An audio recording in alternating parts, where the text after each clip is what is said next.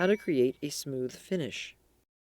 For the smoothest finish, you'll want to begin with a well-chilled cake that has been coated with a thin coat of icing. This is called a crumb coat. Place the cake on a turntable. Use an offset spatula to spread the new coat of frosting over the crumb coat. For the sides, hold the spatula against the side of the cake while you rotate the turntable. For the smoothest surface, dip the spatula in hot water and wipe dry as you continue to skim off any excess frosting.